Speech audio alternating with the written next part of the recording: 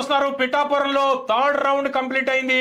పవన్ కళ్యాణ్ గారు 13,000 ఓట్ల భారీ ఆధిక్యతలో ముందంజలో ఉన్నారు. పిఠాపురం థర్డ్ రౌండ్ లో పవన్ కళ్యాణ్ 19,000 ఓట్ల ఆధిక్యంలో ఉన్నారు. వంగ గీత చాలా దూరంలో వెనుకంజలో ఉన్నారు.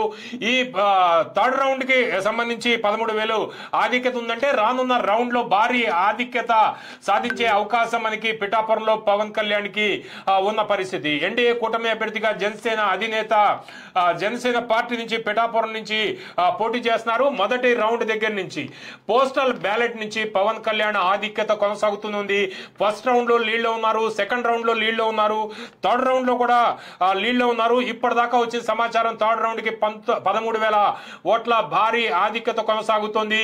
ఇదే విధంగా కొనసాగితే లీడ్ చాలా ఎక్కువగా ఉండే అవకాశం ఉంది. రికార్డు కూడా సాధించే అవకాశం మనకు కనిపిస్తుంది. పోస్టల్ బ్యాలెట్ ఓట్ల లెక్కింపు ప్రక్రియ స్టార్ట్ అయిన దగ్గర నుంచి మనం